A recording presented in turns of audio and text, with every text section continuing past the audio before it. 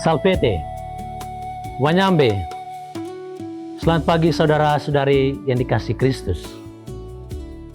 Mari kita mengawali hari baru dengan mendengarkan firman Tuhan yang diambil dari Injil Yohanes pasal 20 ayat 1 sampai 11 dan dilanjutkan sampai 18.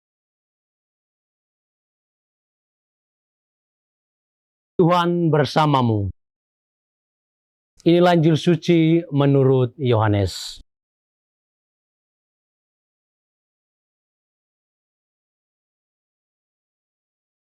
Pada hari Minggu Paskah, pagi-pagi benar ketika hari masih gelap, pergilah Maria Magdalena ke kubur Yesus, dan ia melihat bahwa batu penutupnya telah diambil dari kubur. Namun Maria berdiri di luar kubur itu dan menangis. Sambil menangis, ia menjenguk ke dalam kubur itu, dan tampaklah olehnya dua malaikat berpakaian putih. Yang satu duduk di sebelah kepala, dan yang lain di sebelah kaki di tempat jenazah Yesus terbaring sebelumnya. Kata malaikat-malaikat itu kepadanya, "Ibu, mengapa engkau menangis?" Jawab Maria kepada mereka, "Tuhanku telah diambil orang, dan aku tidak tahu di mana ia diletakkan." Sesudah berkata demikian, ia menoleh ke belakang dan melihat Yesus berdiri di situ. Tetapi ia tidak tahu bahwa itu adalah Yesus. Kata Yesus kepadanya, "Ibu, mengapa engkau menangis? Siapa yang engkau cari?" Maria menyangka orang itu adalah penjaga taman, lalu berkata kepadanya, "Tuan, jikalau Tuan yang mengambil dia, katakanlah kepadaku, di mana Tuan meletakkan dia, supaya aku dapat mengambilnya." Kata Yesus kepadanya, Maria berpaling dan berkata kepadanya dalam bahasa Ibrani, "Rabuni," artinya guru. Kata Yesus kepadanya, "Janganlah engkau memegang aku terus, sebab aku belum naik kepada Bapa. Tetapi pergilah kepada saudara-saudaraku, dan katakanlah kepada mereka bahwa sekarang aku akan naik kepada Bapakku dan Bapamu, kepada Allahku dan Allahmu." Maria Magdalena pergi dan berkata kepada murid-murid, "Aku telah melihat Tuhan," dan juga bahwa Dia yang mengatakan hal itu kepadanya. Demikianlah sabda Tuhan. Saudara-saudari yang dikasihi Kristus, tema kita hari ini adalah mencari Tuhan dalam air mata. Hari ini gereja merayakan pesta Santa Maria Magdalena, murid pertama yang menerima kabar sukacita kebangkitan Tuhan. Maria Magdalena menjadi pewarta pertama yang diutus untuk mewartakan kabar gembira atas kebangkitan Kristus kepada para rasul.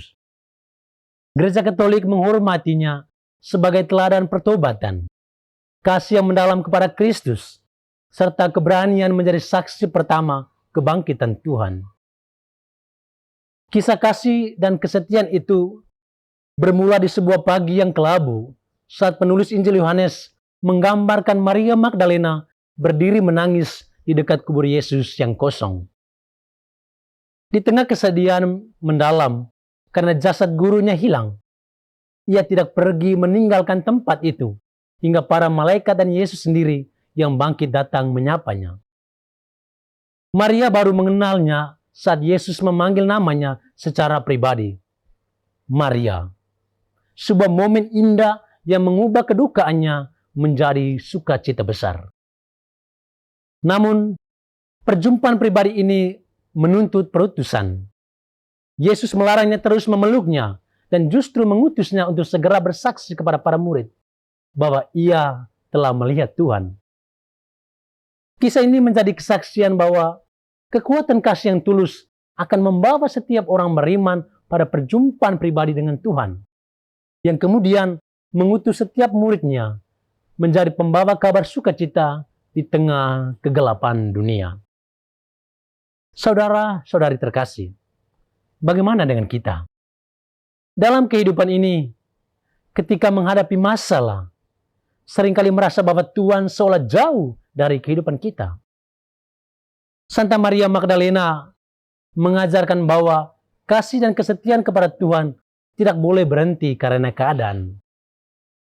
Ketika kita tetap setia, maka Tuhan hadir dengan cara dan waktu yang terbaik.